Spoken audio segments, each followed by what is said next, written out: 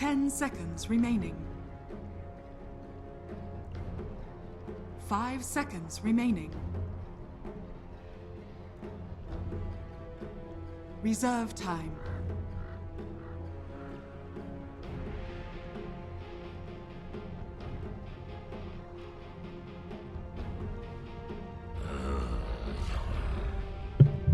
Dire team ban.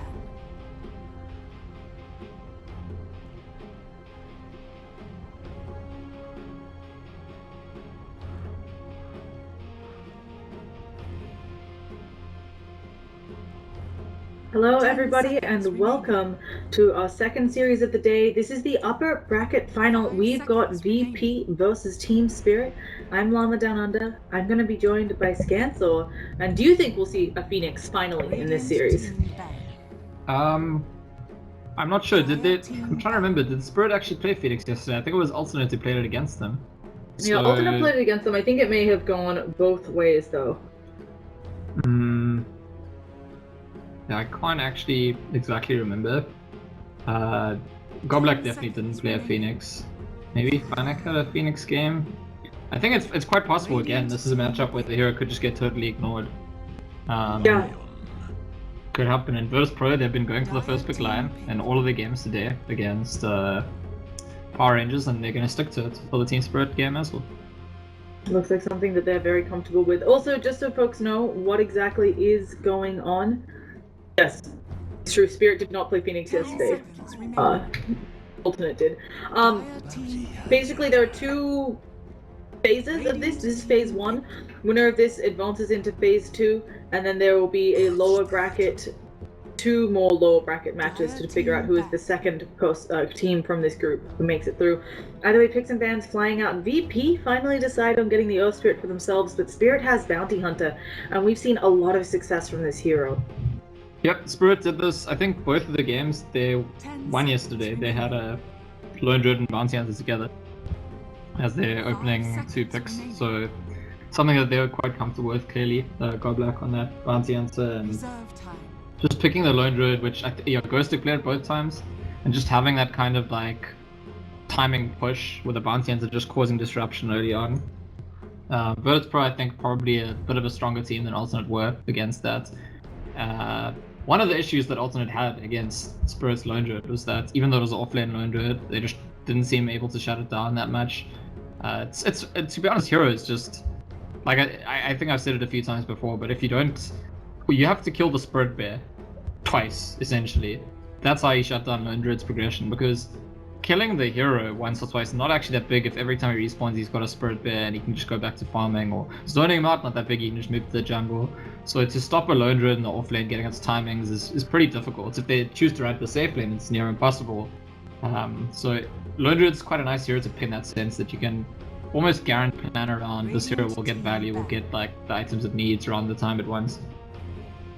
Yeah, I'm not sure what's the best answer to the Bounty Hunter. I think there was something, I think Bruno tweeted it, but the joke of back in the day in Dota 2, you used to figure out how to deal with certain drops, and these days you just ban the heroes you can't figure out. So, well, there's going to be the Lifestealer ban out, trying to make sure that they don't have to deal with that eating up their bear, and also the Disruptor. Disruptor's another hero who obviously we've been seeing played a bunch more.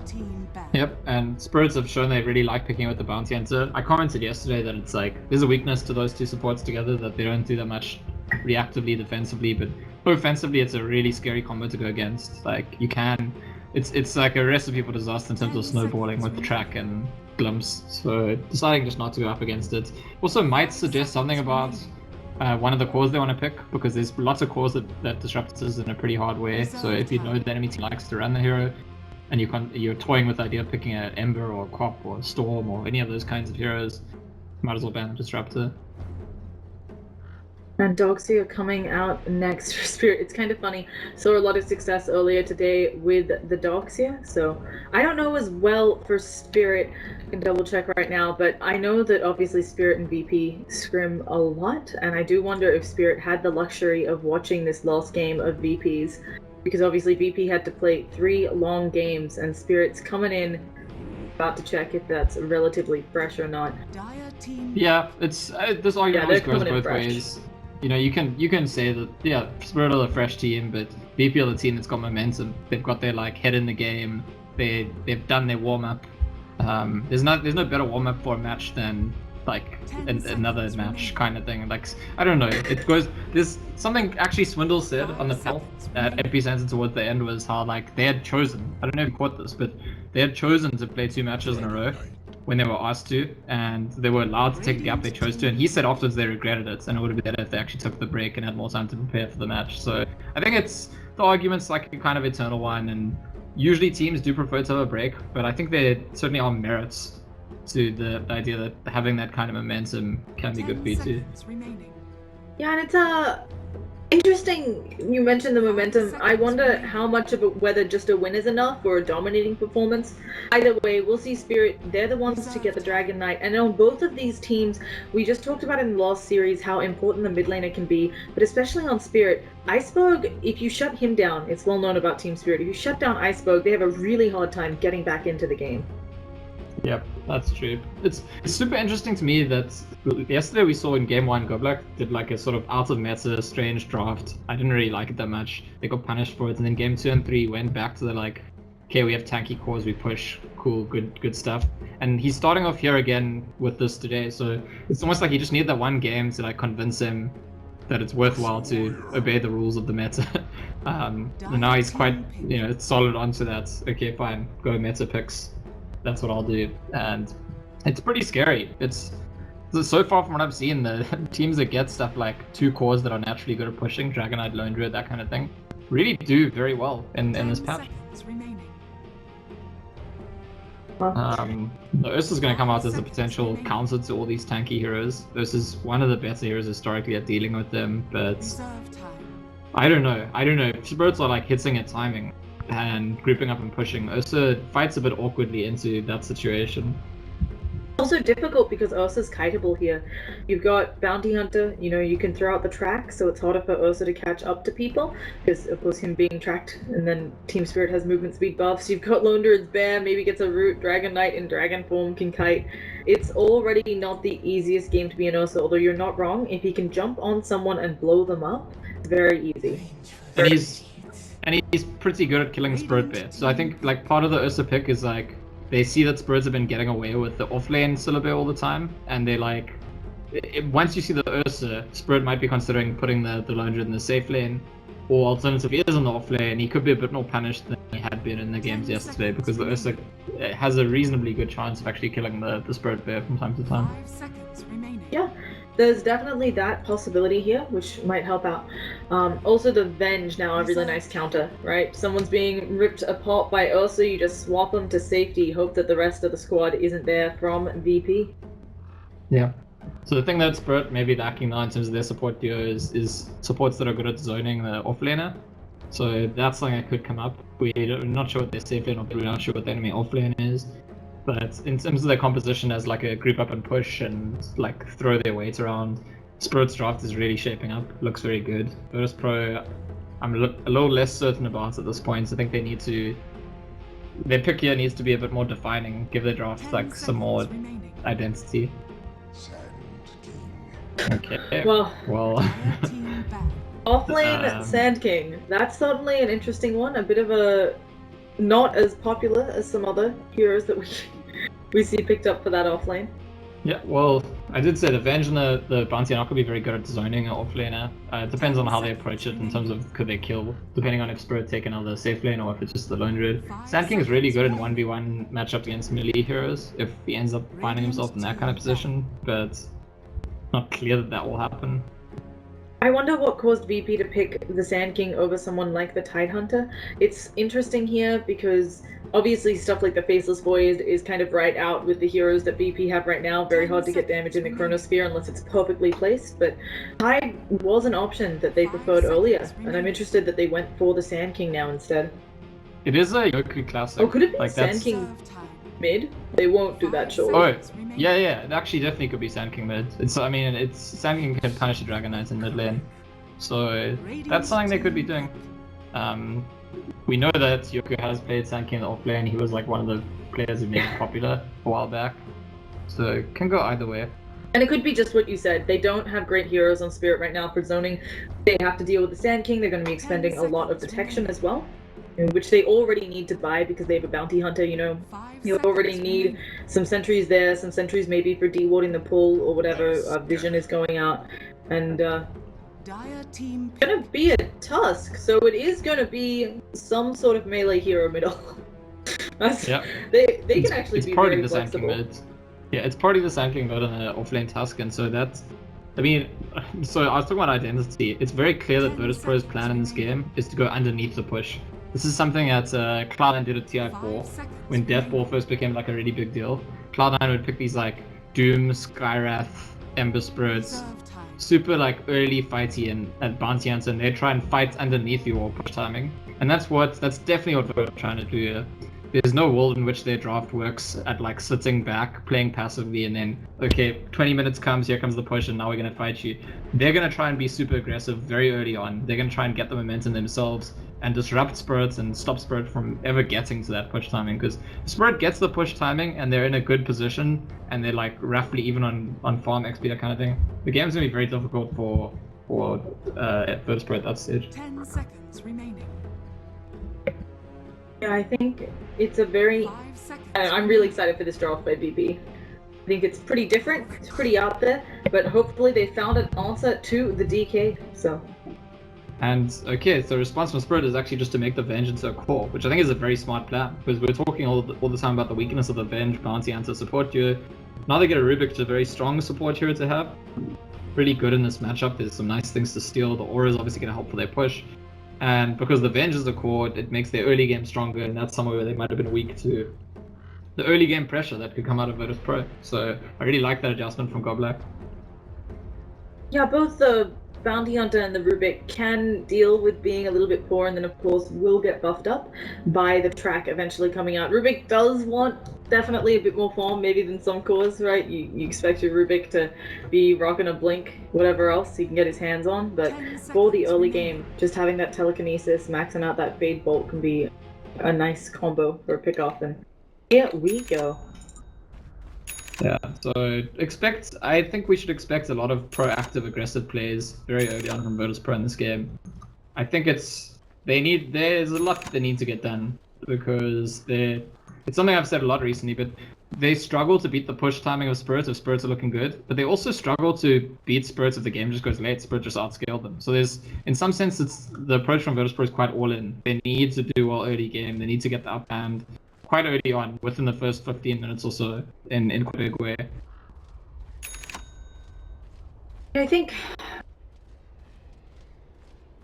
I don't know, I wonder for Spirit. We'll see how this goes. The Venge, I guess you could say it's a bit of a Havost hero. He played it last patch quite a bit, but we'll just have to see how it ends up working out. I did enjoy seeing him on more traditional things that, you know, Havost is known for, like the Slaughter. But anyway, yeah, but they had to make this adjustment. So you want to introduce the players? Yeah, I think we should. I don't think we're getting an early rune fight this game. So we'll be seeing Goldblack on that Bounty Hunter. We'll see if he can do the repeat amazing performances he'd been putting out earlier yesterday in this tournament. Havost on that carry Venge. DK running around being played by Iceberg, of course. Rubik played by Funnick. And finally the Lone Druid played by Ghostic, who also dominated yesterday.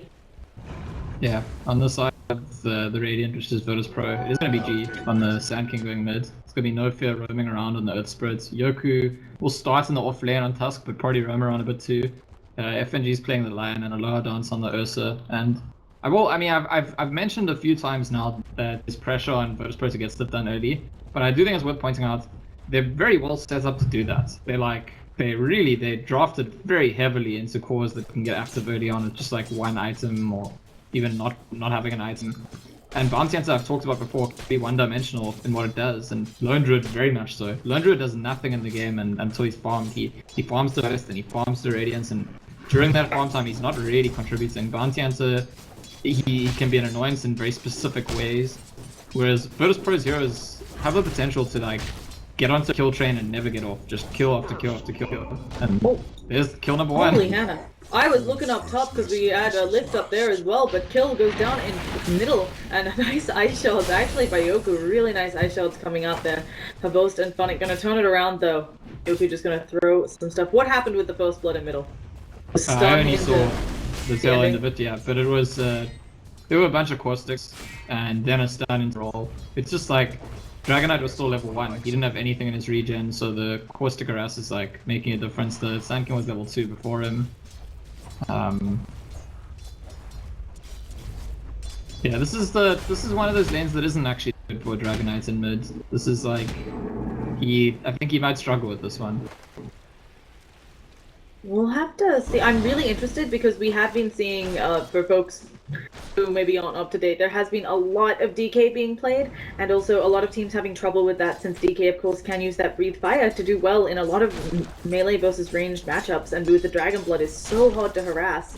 So seeing that VP have found something that works against it, and if it can scale well later into the game, maybe they've found the winning ticket there, which would be interesting. I mean, it's not going to scale that well later into the game, having a mid Sand King. But... That's what I'm worried about, right? It's like, a lot of heroes, you know, when you pick a mid hero, you're often picking something that has a lot of impact, even later into the game, but also just early mid heroes are very flexible, like the Puck, like the Invoker. And the Sand King, as you said, early impact, certainly, with an early blink, but it'll be interesting to see if that can hold out. There's going to be the Earth Spirit roll on in onto Iceberg. Looks like this one's just going to be some harass. Yeah, but I actually like this about Virtus.Pro's draft. They didn't bother to hedge. Like, their draft is very much all about early orientation. I don't think they even bothered to think about how the draft would look in the late game. They'll have some things they can do, but I don't think it's a big part of their thinking. They're planning to... There's going to be a point at, I don't know, 10, 14 minutes, somewhere around there, where Virtus.Pro are just going to go like... kind of... I don't know what the term is to use. They're like... fire at wall kind of thing. Yeah, go ham. They really... That's the plan. And they expect that plan to win them the game. They also just managed to kill the Lone Druid's Spirit Bear in bottom lane. It is on cooldown for another 40 seconds. They killed it right, like, pretty close after when it had been resummoned for the poor Lone Druid, so he is not having an amazing time down there, and extra gold, of course, going the way of the Ursa. Yeah, he does pretty much nothing while his Spirit Bear's dead. Mostly useless hero, and actually I think he... No, okay, I thought he might go down here, but early points in Rabbit plus the boots, he's able to run away, but he can't really get much farming done, which is an important thing when his Spirit Bear's dead. Earth Spirit has had that early kill on mid. Since then, has had a bit of trouble finding something. Both the Earth Spirit and the Bounty Hunter fulfill similar roles and have the same problems. If they don't get enough involvement, if they don't get those levels, they might be useless come the 15-minute mark. Oh, I see G has picked up early infused raindrops on top of his boots and bottle. Really nice value items to have early on. And but it turns out he hasn't been able to shut down the Dragonites at all. They're both just getting lots of farm. He's, again, I guess it's just another typical Dragonite lane. Most Dragonite lanes are like, either he trades with you or he gets a bit more than you. They managed to kill him, but despite that he's still getting plenty of farm. Yeah, he's just such a tanky hero. Bounty Hunter thinking about coming out onto G. I think that if they can kill the DK again, I'd consider that a win in the Sand King's favor, because as you pointed out, DK seems to always, at worst, tie lanes. Yep, that's... Every time DK has ever been in the meta, it's kind of been part of the reason that you pick the hero. That even lane dominators don't really dominate him that much. Sand King certainly is a lane dominator against a melee hero, but... Now, we haven't talked about it too much, but obviously up in the top lane, Yoku has already hit level 4, still hasn't died there, so he's actually getting a lot out of it. The back of, oh, what is happening in the mid lane? There's an epicenter going out onto Iceberg. Isn't enough damage. The Lions here too. Gonna need to set up a really nice Earth Spike. Manages to get 2, but doesn't save the Earth Spirit's life. And now the stun going out onto G. They don't quite have the damage. Havost rotated for this. Is just the Earth Spirit enough? I mean, there was an initiation coming out of Virtus.Pro, right? So I I think it's fine. Virtus.Pro certainly expected to get more out of that. Iceberg had just picked up infused raindrops before that fight started, and you can see he's at 2 charges. He actually used 3 charges in the space of 1 fight as well. Top lane Yoku does make a kill on the Rubik, but I think Yoku's gonna lose his life for it. So they do get support for support, taking advantage of knowing that Herbost was still on his way back up top. It took a little bit too long. So I would say if we look forward for timing, it's probably Ursa's going to try and sneak the rush, get to a Blink Dagger, and that's the timing where hopefully Stan King will have a Blink Dagger, Tusk will have something or other, maybe a Blink of his own. Lion's going to be level 6, Earth Spirit hopefully goes to level 6. That's probably where Virtus.Pro say, okay, like, let's go, let's do it. This is not an easy game to try and sneak a rush on, Scant. You got Venge, you can check into the pit. She'll probably also dominate a creep as well to keep eyes on it, and you can always send the bear there to check. Yeah, you're right. It's not going to be that easy. I mean, they could hit their timing even without sneaking a rush on, but it's probably part of their, if you're like painting a picture of the ideal situation, building to the burst progression timing, that would be part of it. Still got plenty of game left. Ursa is topping that net worth chart. It looks like he may have killed the bear again earlier, and so has a lot of extra gold because of that. But other than that, they haven't taken down the Lone Druid himself. Oh, DK opening up onto G with that 3, the fire, and the Shuriken. G manages to get the stun away. Not enough. Lost auto attack brings him down. Now Yoku there going in onto him. Earth Spirit walking up top, actually just gonna kind of ignore it. Yoku in a lot of trouble. A couple more auto attacks. There's the swap from Herbost, but immediately popping himself into the snowball. It's not gonna be enough, and Lion coming in too little too late. We've got an engagement in middle though. Bounty Hunter getting very low to No Fear before No Fear is forced to back off by the DK. Yeah, and again, I want to go back to the fact that it was really smart to change that Venge, or I assume it was initially a support, but even if it wasn't, run a carry Venge in this game, pick another support, really helped out in terms of like alleviating the early pressure. And in fact, it's Spirits who, in many ways, are applying the early pressure, and it's not that concerning for Virtus.Pro yet because they haven't hit that like key timing that I've been talking about. But obviously, if they were to miss the timing completely, that would be terrible for them. Or if they were to get to it a bit too late, that could also be really bad for them.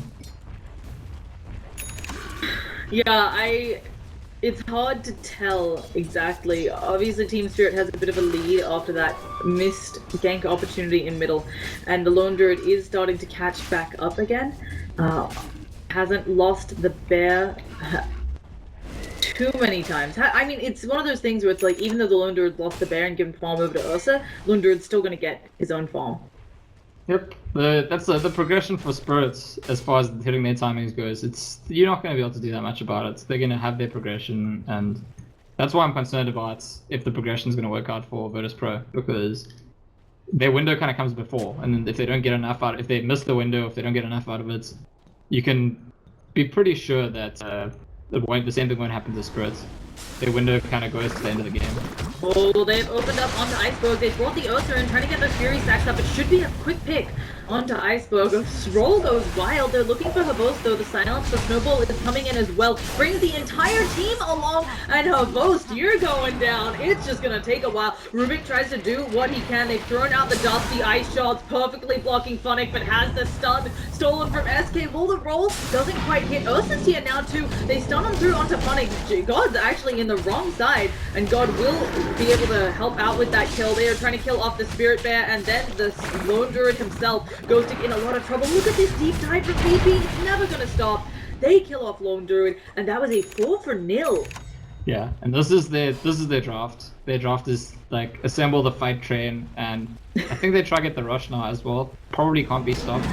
Spirit have too many heroes that aren't ready to fight this early on.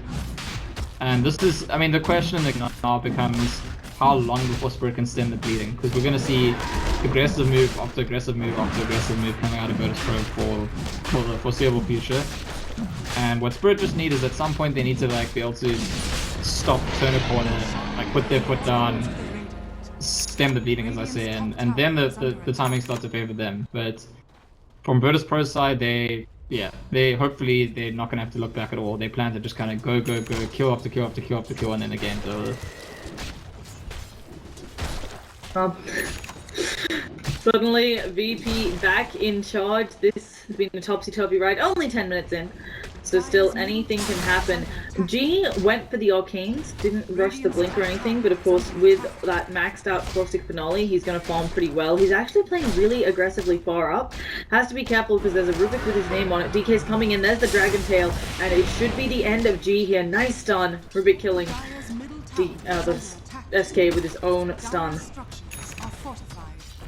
Yeah, well, even with the Sand King dead, I think Virtus.Pro on a fight here, and they're going to bring in more people, and we'll probably see a snowball on someone. Yeah, smartly Spirit back on out, I think understanding that they can't really take out Ursa with the Aegis, and up top, we're going to have a go onto Herbost. No Fear taking a lot of damage, but the finger's going to bring him down before Herbost is able to kill No Fear. Lion to the rescue. Yeah, so the awkward thing is, you know, Lone Druid hits his Midas the same time as Ursa hits his Blink, and that's an awkward thing if you're Team Spirit, because sure, you've got this like slow and steady guaranteed farm, you're gonna get to your timing, but they're at their timing now, and really, if you're Spirit, you need to just be on damage control mode at the moment. Like, they can't afford to, if VP suddenly get like a run of 10 kills in a row or something, it's very bad news for Spirit. Oh. SK chilling in bottom lane now since they've taken the mid tower. Lone Druid, as you said, everybody actually, funny story. This is the most infused raindrops I've ever seen in a game so far. We have 6 out? Yeah, we have 6 out. And the Dragonite did have before as well. Yeah. This has just gone down. They are murdering that poor Spirit Bear again. Oh, but they might be able to turn this one around. A nice stolen stun by the Rubik. Aloha Don's in trouble as well. He's trying to go forward. There are TP rotations coming in, trying to take advantage of this Aegis, but Spirit may just back on out. Can the support get here in time? There is a nice ice shot through the blink away, but the Rubik stuns in. Spirit Breaker. Oh, no, Spirit Breaker. The other Spirit's already taken one down. Boulder kick on through. Stops the aggression. Bounty Hunter actually buys back for this. He does have track, so if he can get some kills, it'll be worth it. There's the swap onto FNG, who will fall here. Bounty Hunter is back in the mix, tracking people up. Yoku thinking about coming in to fight. They do, of course, still have Ursa relatively healthy, but it would be a 5-on-3. The Sand King can respawn TP and still has his ulti. He's actually bought an Ogre Club, so might be rushing a BKB or even possibly an Ags, but not straight for the blink. They might try fight with the Epicenter still up. Oh, well, there's a track onto Yoku. There's a boulder going on through. They've already brought down Herbost. No Fear coming in. Walrus punch up onto Gold Black. It doesn't look like there's a nice escape here for the Bounty Hunter. He's trying to just run it off. Ice shots off the off, so manages somehow everyone to escape. Rubik's back into the fray. A nice stun by God, but will it be enough? The return stun by Rubik, and God, incredibly low here. And this fight has not gone the way that they wanted on VP. They've got the Ursa left, trying to bring people down, but with no more Aegis. Iceberg, one more hit will finally bring him down. There's a finger in 15 seconds, but a bloodbath, and Team Spirit come out on top because they managed to keep a core alive. Yeah, G is not having a game. He had a great game in the previous set, but this game he's hit some nice stuns, but he's been caught in bad positions a few times, and honestly I feel like Funnick is playing a better Sand King than G is right now. Like, that sounds kind of harsh, but Funnick has always got Sand King stun. He's always hitting multiple heroes with Sand King stun and really abusing the pick a bit. I like what Spirit have done here, by the way. They're trying to keep Virtus.Pro honest. They're like, okay, well, you have this really scary, aggressive lineup, and you've hit your timing, hit your sweet spot. Well, you'd better all stay together, because, of course, Virtus.Pro should be favored in the 5v5 right now. But the way that fight started was Spirit coming down to the bot lane. It was quite a long time ago now, but they came down and recognized, well, there were just 2 heroes. Ursa and Sand King trying to fight a Spirit on their own, and Spirit trying to say, like, you know, if you want to abuse how aggressive and strong you are at this stage, you'd better all stay together, or we will group up, or we will have the numbers advantage, and you will lose out. Spirit's doing a really good job of picking folks off.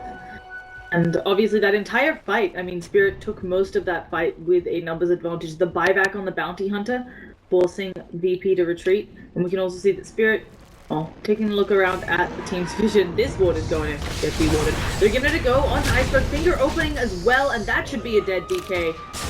Oh gosh, Rubik, what have you done? Finally, they will kill off Funnick. It's taken them long enough, but he will go down still. The Lone Druid, up to 2,500 gold on him since he survived all of those engagements. I guess Funnick thought, like, because he had the Burrow Strike, he could TP in and be kind of, like, sneaky, but wasn't to be unnecessary death, and Virtus.Pro looking good again with those 2 kills, with the tower they're going to get. And we talked a lot about how lineups built around pushing. Virtus.Pro is something they've done very well this game. They don't actually have that many, they've got no real natural pushes, but they've done very well to constantly take tower after tower after tower, and they have not lost any towers yet this game against the side which has the Murdered, the Revenge, and the Dragonite, which are all very natural pushes. They managed to get revenge on Goldblack after he kills their courier. Luckily the courier was empty at the time. But they do manage to bring down Goldblack, and of course Havost. I mean, this is another problem with Venge. We haven't talked about it too much here, but Venge is very much a single target carry damager. She's not someone like the Gyrocopter or the Sven, the Juggernaut with the Battle Fury, who can bring down multiple heroes at once. She does single target damage. And right now, even though she's third on the net worth chart, she's not exactly terrifying. Yeah, Venge is not a carry in the conventional sense of carry. She's a core. She's a core that gets farm, but her job in the game is to like be effective when grouping up with the team, to get value out of like swapping, stunning, giving all the aura, all the damage and reduction from the wave. So I think it's probably okay if Venge is not in a position to actually do like conventional carrying, because you have a Lone Druid and the Dragonite that can do that, and both actually do it better than any hero in Virtus.Pro. So it's really like you have a big carry advantage when it comes to scaling, even if you totally ignore the Venge. Spirits, I think, are doing pretty well, to be honest, all things considered. If at any point they take a big fight, they're going to go out and kill a bunch of towers, and suddenly it's going to be like a big turnaround. Oh, Lion's Smoke has been broken, knows that Havost is around. They try to catch up. Earth has got Havost in his crosshairs. This should be a quick pick off on the Phantom Lady. What is that? I guess she's a spirit. We'll say that. She's dead, like many people in Dota. It's not great. Vengeful Spirit, the original Vengeful Spirit in Warcraft was something that got summoned by the original Spectre, I guess you could say. And the Spectre was technically the Phantom Assassin, or there was like a relation. Mortrid would summon, I don't know. Anyway, in Warcraft lore, there's a relation between all those heroes. Thanks for the history lesson, Scam. We're gonna watch Goldblack go down. They have dropped the Magnetize for Goldblack twice now when he's alone. There is some great prejudice coming out here on No Fear. And the rest of his team is gonna just work on this tier 3, or tier 1. But I need to chug this tea, please excuse me. Yeah, tell us some more Warcraft lore. Well, okay, I don't know, there's... No, seriously, talk about the game. What were you going to say? Sorry. Okay, I was going to say that it was interesting because there was that run of play where Spirit were like, okay, we'll group up, we'll have the numbers of position, force you to actually use the strength you have rather than, you know, you're stronger than us, but you can't just split up on the map. But after that, since then, Spirit have been the ones split up, like, they're trying to get their timings, and they are kind of getting there. Lone Druid's got his relic already, it's pretty big. As a result, Virtus.Pro have started to get those kills again. They've got a lead in terms of picking off people. But I don't know, it's what I'm trying to evaluate, what I'm trying to gauge is if it's enough. Because that's the big question looming over this game all along, because of how kind of all-in Virtus.Pro's approach to the game is. There's definitely a point at which it just stops. They get stopped in their tracks and they never get up again after that. When we'll reach that point, I'm not too sure. But if we ever get to a point where it feels like, okay, Spirit have stabilized, that's probably as much as they've won the game, I think. Also, of course, they have the track. On Spirit, they're a little bit behind right now, but one team fight with Bounty Hunter brings you back. It's so difficult to play against this hero. Sand King has finished off his Ags. Yep, he rushed the Ags, and that's again, I mean, I talk a lot about this, but this is something that people will not be very used to playing against. It doesn't come often. You hardly ever play against Sand King. You probably hardly ever play against Sand King Ags when you do play against Sand King, and it's something that could catch you unawares. It's a super long initiation range, and they can really capitalize when Sand King catches people because they've got the Earth Spirit to roll in, the Tusk to jump in, the Ursa as well. So it is a unique kind of threat to have to deal with. Yeah, very true. You see, Fnatic actually went drum on Rubik. I think it's really interesting. It's like, it's an acknowledgement that all they have to do is stabilize the game, and then they'll probably win it. So just get the stat build up. It's an early fighting item. It makes you a little bit tanky, and like no messing around here. The Spirit know that what they've got to do is just achieve some kind of stability in the next 10 minutes, and then they're looking pretty damn good. I think VP are doing a good job of taking objectives around the map. We'll see whether this race is enough, because as you mentioned, you're an Ursa, you're a tanking against a Lone Druid, a DK, and Avenge, who, I mean, she buffs up everyone. She will begin to hit hard with more points in that aura. My only concern was, of course, the single target nature. She's going for the Sange, which I should have just known because it's her ghost. He loves Sange and Yasha. Yep. I mean, it's pretty tanky, it's stat efficient, and same as the drum build up on Rubik. Like, go for the tanky stat efficient items because if they can't blast you down, then they can't do anything at all. That's kind of like their whole game plan right now, keep blasting you down over and over there. Radiant completely scout this smoke. They see it with the scan, but still Yoku gets put out of position. Will be silenced up there. Have both in a lot of trouble, and there's the epicenter. First one of the game that actually hits. Gold Black's gonna go down. Ursa searching for more. They'll just kill the Lone Druid Spirit Bear. That is just fine with them. Funnick finally goes down to the Earth Spirit, and the Bear dropping 2. Easy Roshan available for VP now. As long as they can find it. He's kind of out of the pit. So that was super cool. That's like, you know, I'm talking about how you might not be used to Sam King's Ags, and that's certainly true. But I was talking about just the range of like the stun acquisition. I think they probably get caught out there by the fact that Sam King just channels Epicenter and then stuns in. It's equivalent to having a blink dagger in many respects when you have such long range on your Burrow Strike. So they get totally caught out. Like, you know, you can imagine them saying, he doesn't have blink, don't worry about the ulti, but actually the Ags functions in the same way. Yeah, it's a really interesting matchup because, as you said, it's like, first of all, having the Ags be so long range, it's a better escape mechanism, and we may actually have a little bit of a pick up there. They fought the Lone Druids, but Ursa decides against it. They'll just finish him with a finger. There was no deciding against it. That was all calculated, and scarily, that was a new bear. Oh, there's the swap. What was the boss thinking? Now he's put himself into a really bad swap. He's gonna get brought down here unless he finds some magical escape land. He's still alive here, trying to walk it off. Somebody needs to catch this fellow. It's the SK with the initiation from the other side of the map. What was the boss thinking? That's a very good question to ask, because I'm not sure why you'd expect to have any advantage in a position like that. And now we do see Virtus.Pro. They couldn't necessarily see them all. Sure, but why would they be out like that close to your base and not all together at this stage in the game? I'm sure Spirit should understand that Virtus.Pro have this early timing and they're kind of all in with their draft, and they need to be doing damage control. They need to not be just losing the game right now. But Dragon Knight going down. He is melting to that Ursa Iceberg on DK. The king of soaking up damage can just do nothing here. Aloha Don's going to use his BKB, has to pop backwards. Actually has to be a little bit careful here. He will not have the BKB on the resummon, and he's not doing as much to the tower as he'd like, but another epicenter channel from downtown on G. Now stunned over to her both. There's a snowball in as well, and her both will get brought down again for the second time in this fight. Savage Roar comes out, just trying to get them out of their base. Aloha Don's will fall to the tower, but he's going to be freshly resummoned. They have the Dragon Tail at the ready and the Bear. They will be able to get it off, and there's another stun coming out from God. Oh my goodness, just keeping them locked in. No fear jumps in, doesn't mind that he's going to go down. Will this actually maybe go south for him? Doesn't matter. Aloha Dance is there. There's the snowball in. They're going on to Ghost Stick. Lion comes in with the stun again, and 4 on the deck for Spirit. As you said, the ham train is here. Yep, Spirits are fighting pretty badly. Oh, they caught out Gold Black. Virtus.Pro have a really punishing draft if you fight badly, because usually what teams have is they've got 1 or 2 initiation tools, and say they catch one of your heroes, the rest of you go in afterwards, that's fine. But Virtus.Pro have all these short cooldown disables, the Lion stun and Hex, the Tusk shards and Snowball, the Sand King stun, the Earth Spirit spells. So if they catch one of you, and then the rest of you jump in after, then they're gonna catch you as well. They like it just feels like each time someone comes in, there's someone who's ready to serve up a can of whoop ass in their face, and like you really get punished if you're Team Spirits and you take these fights sloppily. They can't afford to do that again. They really can't. So one more sloppy fight and it's gonna be a lot more than just a bunch of heroes they lose. It will be a huge chunk of their base for sure. Oh, they're giving it a go onto Havost again. He doesn't have a TP on him. The stun comes in from God, and Havost will fall here. Easy pick off there, and suddenly it's 27-13 in favor of VP. 10,000 net worth lead for them.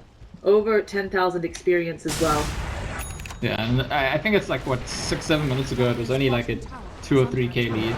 But that's the nature of the draft. It's very explosive, and I don't know, a couple of mistakes from Team Spirit, not recognizing. I mean, maybe they started feeling a bit comfortable. They got their BKB on Dragonite, they got their Radiant on 900, and they thought like, oh, we've hit our timings. It's fine now. We can like relax. And think the biggest mistake they could have possibly made this game, because they hadn't yet turned the corner. They became complacent almost as if they had, and now they get very, very punished for it.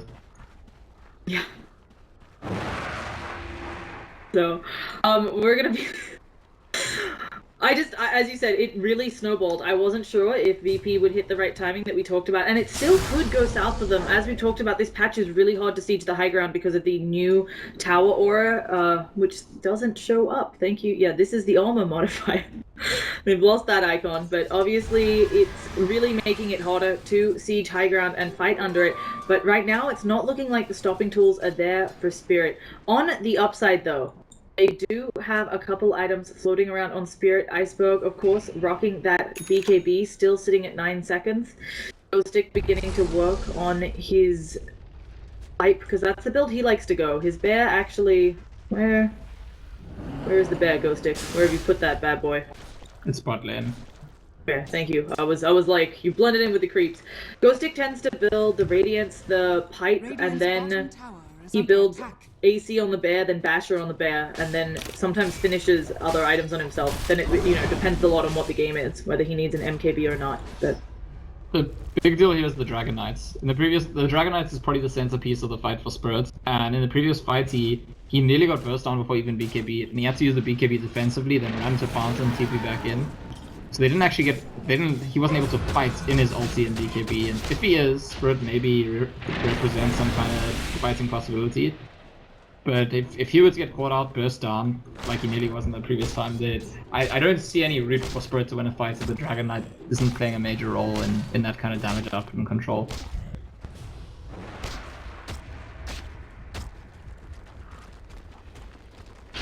Well, here comes the push. We'll see whether they can do it.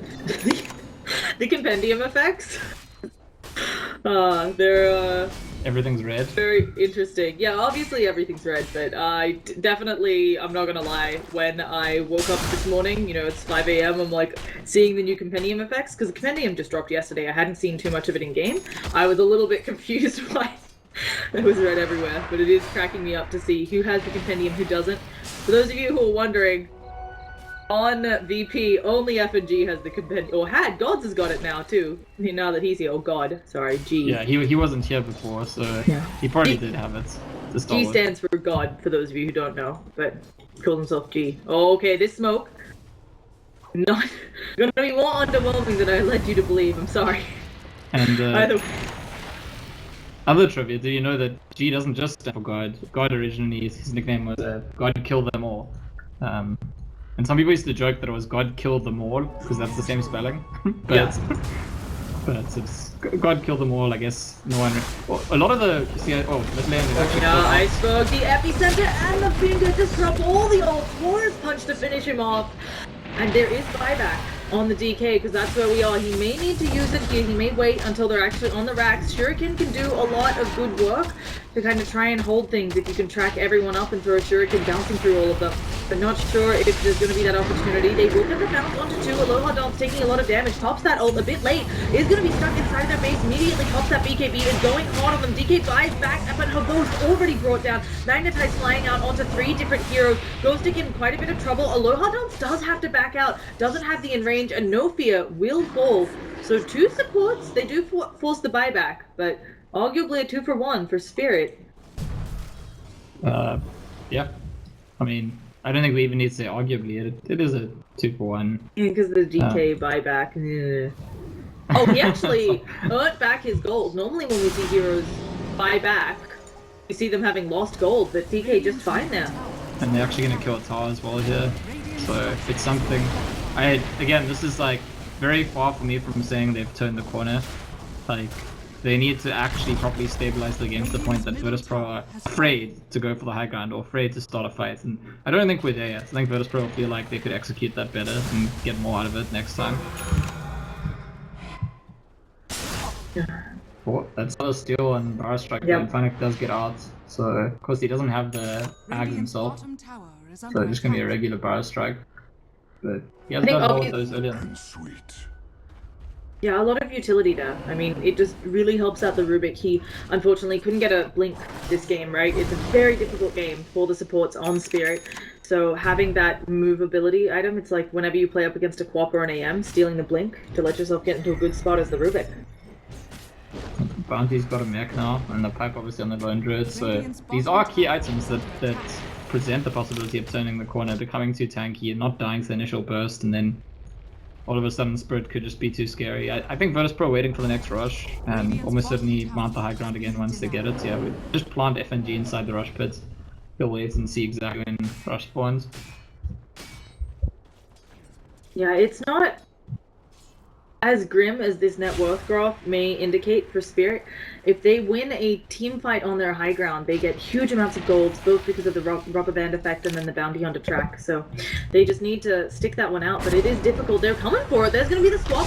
Immediately the snowball, so he doesn't take too much damage. The silence flying out onto 2. Yoku is out of the fight if he needs to. Aloha Dog pops that in range at a perfect time, taking no damage from this, but it's about to wear off. He gets stuck, and oh gosh, Sand King, there's a nice magnetize coming in, but Gold Black still just fine. Finally going to go down. There's the epicenter coming in onto 3, and God has done so much damage to all of them. Fatebolt comes on through. Yoku actually going to be the one to have to finish them off. The Beyond Godlike for Aloha Dance is taken down, and Havos limping away. But there they go. They pick off Havos with a nice stun from downtown. Can Punic punish him? Drops a ward, has the vision, steals, but it will not be enough. Punic in a lot of trouble here. Going to get rolled in on. Going to go up in the air. God coming back in for the second stun. Yeah, so G was very late to the fight. In some respects it worked out for them because the BKB was already used, the pipe was already used when he got there. But at the same time I feel like if he was there earlier on, the fight would have gone even better for them, and it already went well. They already got 4 for 2. It's already a win for Virtus.Pro, but it felt, immediately my instinct when the fight broke out was like, where's the Sand King? Need to find him. Oh, he's like running from across the map. He was on the other side, farming the bot lane. But he gets there and he has that impact, and they do take the fight. Because there's some tracks involved, the change in gold is not that big, even though it's 2 for 4. Still a positional advantage for VP, and now Roche has respawned. I think something that's getting really hard for Spirit is who to initiate on. They tried to initiate on the Tusk there. Obviously, you can jump into the Snowball, but he also has a Blink. You go on Earth Spirit, you've got similar problems. Maybe you just initiate on the Earth Spirit, but the Magnetize comes out before you get a stun out. Sand King, of course, can also stun Blink away. Just, these heroes are getting slipperier on VP as the game progresses. Well, the scouting wagon will be taken down. There's still the track visions, they'll know about the rush going on, but I think Virtus.Pro wants to take the rush anyway. And I think this is something we'd see Spirit contest. You give up the rush, then your high ground is so much more difficult to defend. You, in some way you might as well just take the rush fight then. They were looking to find that lone druid bear, force out a resummon, not quite able to, and it looks like VP not feeling comfortable in this Roshan pit at all. Obviously Sand King is again off on the other side of the map, coming over now, thinking about it. Yeah, he's been trying to pull them apart. Oh, we've got the jump in though, aggressively. They're gonna immediately blow up the Earth Spirit, but suddenly they're dealing with a BKB Ursa. Gold Black has been brought down. We've got stuns on the other side. Ursa's gonna come over and try and help deal with Ice Smoke. He pops that BKB, but Aloha Dance doesn't care about that. Havos with the swap save, but they've got the Snowball follow-up. They're coming back in. G will take a little bit of a stun, but immediately just stuns over all of them with that SK stun that goes for light years, and now Funnick gonna be taking more damage once they catch up to him. Morris, did you just... Okay, the blink over. They will not actually catch up on to the Rubik. A nice play there. G could have killed them. It's a little confusing. I was watching G. He had blink and stun ready, and he'd like just farm the creep away. I guess he thought his teammates would just sort the kill out, no problem. But G's been doing, like, other than that, G's been doing really well in these recent fights. And I said earlier on that he wasn't really having that kind of game, but he's made, I mean, ever since he got this Ags, he's really been like a walking advertisement for picking this hero more and buying Ags on it. It's been fantastic, the impact he has in these fights, and it's, I mean, it's Sand King. A lot of people historically have said that the hero is more about the stun than the epicenter. Especially now that the Ags affects the stun, obviously that pushes split even more, but it's noticeable in these fights. Getting multiple multi-hero stuns is a really big deal, and it seems like quite easy for him to do. Wow. Let's see whether they can finally use this to break the high ground for VP. They jump in. They keep trying to bring down this bear, but it is just a really fast bear. Oh, there's the swap. Again, they know that he's used the snowball. This time they might be able to pick him off. The full stomp away. He's going to get stunned up in a lot of trouble. Havos gets abyssal plated by Aloha Dance, but he's full stumped over to safety. And this BKB on Aloha Dance may not be enough. This fight's all over the place. Epicenter comes in onto Iceberg. They're looking to bring down the DK. He's hexed up. Where is the follow-up damage? Will they know? The Savage Roar saving Iceberg's life, able to get away there. The stun from God, he thought it would be enough. It will finally know they need one more hit. Bring down the bear. Rax is exposed here. You got bloody Earth Spirit in their base on the other side of things. And still, VP unable to break this Rax. Yeah. They forced the resummon from the bear. If they're able to kill the Spirit Bear sometime soon, that would be gigantic. It would be really, really big. So first he needs to be a little bit careful with this Spirit Bear. But the Tusk dying like that without achieving anything, didn't even get his Greaves off. Obviously that's a cost. I think we gotta just keep watching G. I feel like G is like always the most important thing in these fights at this point. How much value he gets with his stuns, with his Shivas, with his epicenter. And it's the difference between, you know, if he weren't in a fight at all, his team's actually losing the fight, almost certainly, I think. But depending on the contribution he makes, he could like set them up for winning that fight that actually leads to Raxing. I think something else, Osa has gone for the Aghanim Scepter, which is obviously very helpful here, and has the Abyssal Blade. Haven't had an opportunity to talk about it too much since there's been so much action. I also really like the Heaven's Halberd on the DK, since of course the only thing that gets rid of that is BKB. Oh, actually, I don't know about the Heaven Halberd Enrage interaction. Yeah, I'm not too sure either. I would guess the Enrage can take it off, but I definitely don't know. Not confident to say. Removes any existing debuffs. Well, might do it. So either way, seems like a good idea until unfortunately Osa gets himself buffed up. But you could still say something similar to if the Osa is coming towards you, you know the BKB is down, you know the Enrage has been used, or forces him to BKB in an odd position. And it that gives can be good evasion. enough. It gives evasion either way, right? So there's that. 25% evasion, not bad at all.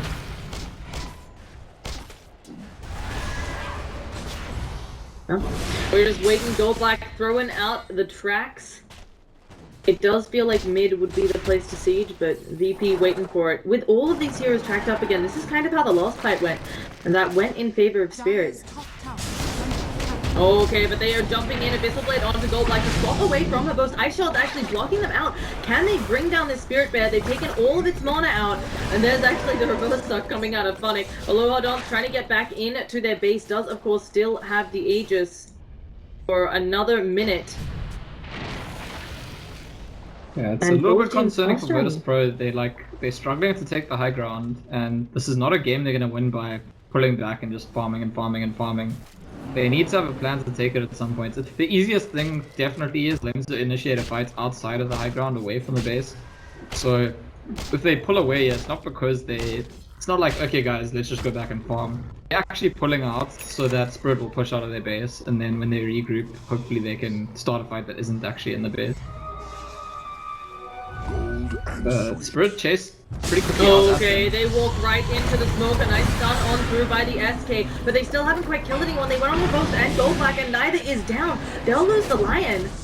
Couple of pokes all low. Nokia gets swapped in, but Aloha Dance is finally there. The epicenter in from G. He manages to stun as well. Funnick is still not dead. Thank you to that null field. But both's gonna get rolled in on by Yoku, but Styric, they have not lost anyone. This kiting around, they just need to actually finish people. And G now gonna have his stun stolen again by the Rubik. Yoku is just looking for him. Finally takes somebody down on the lineup of Spirit. They are going in onto Iceberg. Aloha Dance is there. They should finally spell the end of the DK. Dragon Tail comes out though, and G needs to keep doing damage to him, is finally able to. Aegis reclaimed over on Aloha Dance, but in comes G, has that Shiva, slows down Ghost Stick, there's the roll in. Ben's gonna try to do what he can to help, has swap up in 5 seconds, Savage Roll forcing them all away, might be able to take advantage of G, but can't quite catch up. Where's the swap? Not gonna finally come out there, but G eats the cheese, and suddenly her Ghost is fighting up against his full health SK, who stuns across all of them, throws out the Shivas as well. They are still chasing Aloha Dance back. Team Spirit using a lot of buybacks there, and Aloha Dance, he will go. No, G comes back in again. There's the roll in with the snowball, and G just doing such good work here. Had his epicenter back up because of the off terrain. Lotus Orb flying stuff back and forth, and G again stunning all of them. Finally, Aloha Dance goes down. Pavos very low on the back of the fight, will go down to G's caustic finale. He stuns through them all again. He stuns so frequently with this off terrain, and the Magnetize is back up. Iceberg taking a lot of damage. G has stun up in 1 second, but he may go down to the last auto attack. Iceberg finally brings him down, and Magnetize will not quite be enough to kill the rest of them. So it's a hold for Spirits. So I think they might be okay with it. At the same time, they had to buy back 2 heroes, the Dragon Knights and the Rubik.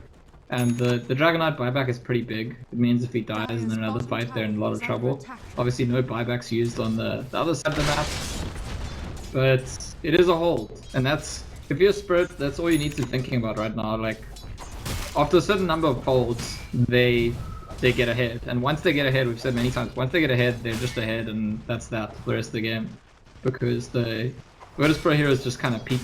And they've pretty much already peaked. They're not... There's no more carry potential already coming out of them. They can get more utility. They can get, you know, like hexes and Force and all these other cool gadgets. But the damage output from Virtus.Pro is not really going to go up at this point in the game. There's still a little bit of room for growth on the Osa. Does have an item slot left. Can get some more damage. For G, though, I agree with you. It's a bit troubling. Obviously, did manage to double epicenter in that fight. That's how long that engagement lasted. And still wasn't quite enough to bring everyone down, albeit there were buybacks. Yeah, I mean, for a little while it looked like even through the buybacks they might win the fight. So that's the hopeful sign for Virtus.Pro there, certainly. But I think overall it is still good for Spirit. It's not like there's a very easy way for them to go, oh, Dragon Knight doesn't have buyback, let's go kill him, then we'll win the game. That's not actually the easiest thing at all for them to do. And right now it looks like actually it's Spirits who are threatening a pick off with the spot lane on G, and G needs to be a little bit careful. Okay, he's going to be very careful, he's going to get away.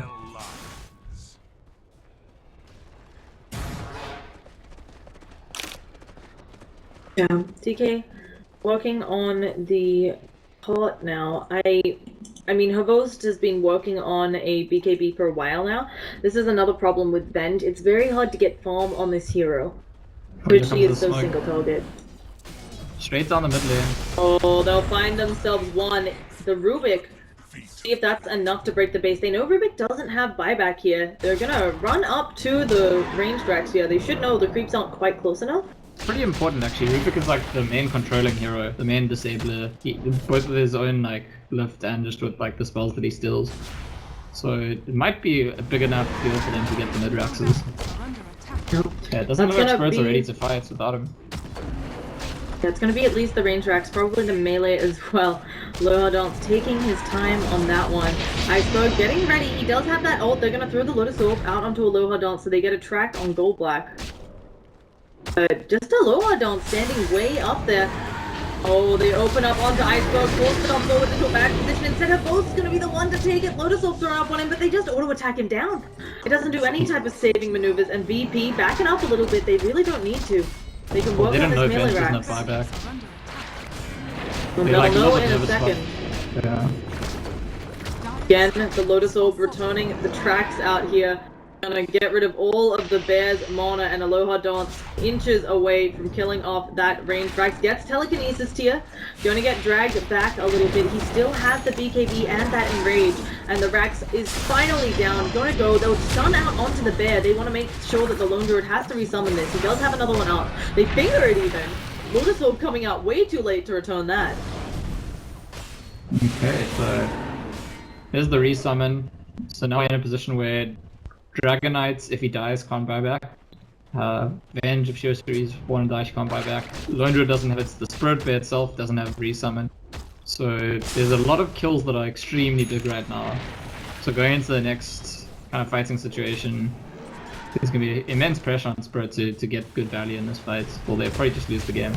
Snowball going on to Iceberg, but it was just a bit of harass, looks like. Yoku didn't actually want to see that go down. And there's a Virtus.Pro actually. Virtus.Pro went and scout the rush, and so I think they might go quickly get the cheese and the Aegis. It's difficult to tell, like, do they want to just keep applying the pressure while they know there's no resum and no buyback at their side? You know, we have a Ursa who will kill rush really quickly, just go do that and we'll come back. And the chances are they're still gonna have something of a window where there's no Spirit Berry summon and a bunch of buybacks aren't ready. I think the question is here, who do you put the Aegis on? Ursa's made a slot, but I wouldn't have been surprised if they maybe decided it was someone else's turn to get aggressive, but Ursa seems good enough. Gonna just drop it on him again, still has the space. Yeah, he doesn't have a blink now though. That's what he's dropped to hold the Aegis. So it is a little bit awkward. Not as important to have the blink, since you have like all the other heroes to jump and catch people, and you're the hero that's standing at the front of the buildings anyway.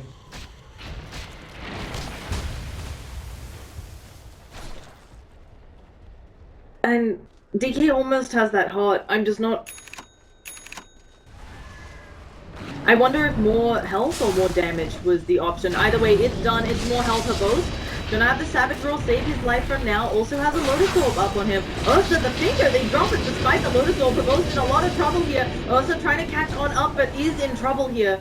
Rubik gonna be, forcing them back as well. DK goes super far forward. G jumps onto Iceberg, stunning him up. Abyssal Blade dropped onto him as well. They do manage to pick up the Lion through all of this, and now Lotus was thrown out onto Iceberg. There is the epicenter though. Iceberg taking a lot of damage, finally brought down. Doesn't have buyback here. They're gonna find themselves Ghostic as well. Black running around, trying to see what he can do, tracking up everyone. Ghostic isn't quite dead yet via a nice swap coming out. Ghost hasn't died either.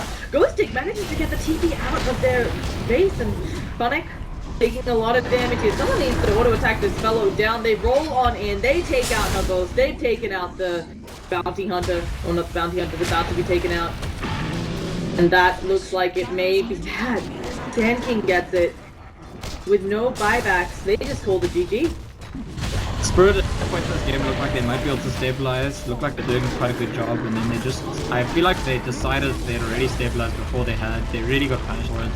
The only other very important thing to say about this game, in my opinion, is that Sand King Ags is really good. That's, you know, we haven't had a lot of opportunities to see Sand Kings or Sand King Ags since it got given the new Ags that affects the Barrow Strike, but wow, what an argument G made for it in this game. It's really good, that item on that hero, and I would not be surprised if this is like